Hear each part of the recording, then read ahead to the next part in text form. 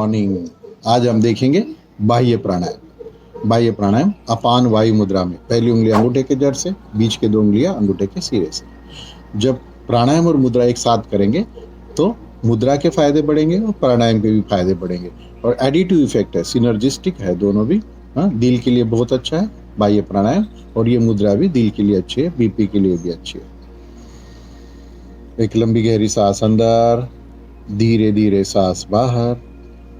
फिर से एक लंबी गहरी सांस अंदर, धीरे धीरे सांस बाहर। इस प्राणायाम में पूरी सांस अंदर लेना है, पूरी सांस बाहर छोड़ना है, और बाहर छोड़ने के बाद तीनों बंद लगाना है। पहले जालंधर बंद, फिर मूल बंद, फिर उड़ियान बंद। जब सांस लेने की इच्छा होगी तो पहले उड़ियान बंद छोड़ना है, फिर मूल बंद, और फिर आखिरी में जालंधर बंद।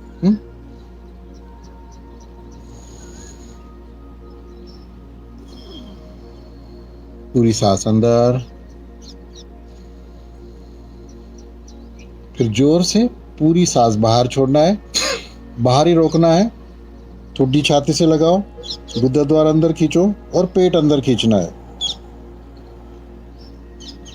थोड़ा देर वैसे ही रुको। सांस बाहर रुकी है, तीनों बंद है, हाँ बंद। सांस लेने की इच्छा हुई तो पहले पेट ढीला छोड़ो, फिर गुदद्वार ढीला, और फिर गर्दन ऊपर।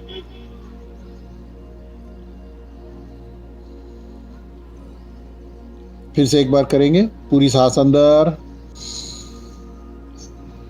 जोश के साथ पूरी सांस बाहर, बाहर ही रोको। ठुड्डी छाती से लगाओ, गुदद्वार अंदर खींचना है, और फिर पेट अंदर खींचना है। जालंधर बंद, मूल बंद, उड़ियान बंद। सांस लेने की इच्छा हुई तो गुदद्वार पहले, पेट ढीला, गुदद्वार ढीला, और फिर गर्दन ऊपर, विश्राम। तो ये महाबंद के साथ बाह्य प्राणायाम है। बाह्य मीन्स बाहर, बाहर का बाह्य कुंभक है, इसीलिए बाह्य प्राणायाम तीनों बंद के साथ है। इसके फायदे बहुत है। इसमें सांस पूरी तरह से लेके पूरी बाहर छोड़ने के बाद फेफड़ों को और दिल को थोड़ा आराम मिलता है। फेफड़ों की ताकत बढ़ेगी, दिल की ताकत बढ़ेगी। जालंधर बंद से थायराइड अच्छा रहेगा, थायराइड की ताकत बढ़ेगी, गले की ताकत बढ़ेगी। उड़ियान बंद से पेट अच्छा रहेगा, क्योंकि उड़ियान बंद में हम पूरा पेट अंदर खींचते हैं। तो ये पूरे एब्डोमिनल ऑर्गन्स पे प्रेशर आएगा, ब्लड सप्लाई बढ़ेगा, डायबिटीज भी कंट्रोल करेगा। और मूल बंद से टाइल फिशर, फिशुला के लिए भी अच्छा है। यानी तीनों बंद के फायदे। और सांस को बाहर रोकते हैं। जब भी सांस पूरी अंदर लेंगे तो ज़्यादा से ज़्यादा सांस अंदर जाएगी और ऑक्सीजन सैचुरेशन भी बढ़ेगा। इससे माइंड क्लीन होना और माइंड शांत रहेगा। इसीलिए ग्रास्पिंग पावर, कंसंट्रेशन पावर बढ़ेगी, और इसीलिए मेडिटेशन के लिए भी बहुत फायदेमंद है। इसके बाद आप मेडिटेशन करोगे तो ज़्यादा से ज़्यादा कंसंट्रेशन बढ़ेगा, और ज़्यादा से ज़्यादा फोकस बढ़ेगा, और इसके वजह से माइंड भी शांत और क्लीन रहेगा। इसीलिए ये रेगुलर करना बहुत ज़रूरी है। और अभी तो कैसा है कि सांस को बाहर रोकने की वजह से हम कम प्राणायाम में शरीर को रहने की आदत करते हैं, क्योंकि प्रदूषण बढ़ रहा है, प्राणवायु कम हो रहा है, तो शरीर को कम प्राणवायु में जीने की आदत हो जाएगी।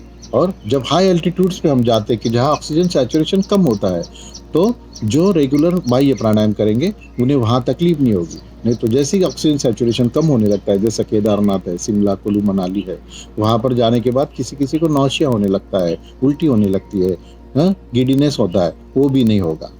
बहुत ही अच्छा प्राणायाम है, और रेगुलर करना, मिनिमम 3 से 5 बार करो। ज़्यादा भी कर सकते हैं, डायबिटीज़ के लिए अच्छा है, इसलिए डायबिटिक पेशेंट नहीं ज़्यादा करो। पेट की बीमारी जिनको है, इनडाइजेशन है, कॉन्स्टिपेशन है, वो भी ज़्यादा कर सकते हैं। सिर्फ अभी कौन नहीं कर सके, तो जिसे हाई बीपी है वो ना करे। आफ्टर बाईपास एंजियोप्लास्टी आप डॉक्टर की सलाह से और योग गुरु की सलाह से करें। और प्रेगनेंसी में लेडीज़ ना करे, ड्यूरिंग मेंसेस लेडीज़ ना करे। और जिन्हें हाई हेडेक है या माइग्रेन हेडेक है, उन्होंने ये ना करें। ये रेगुलर करते रहो। हाँ, ये सुबह शाम भी कर सकते हो, खाली पेट किए करना है। सुबह खाली पेट और शाम को खाने के 1 घंटा पहले या दोपहर को खाने के 3.5 घंटे बाद आप कर सकते हैं। आपको अच्छा लगा तो शेयर करो, लाइक करो, सब्सक्राइब करो और बेल आइकॉन क्लिक करो। Thank you for joining and attending and listening. Thank you.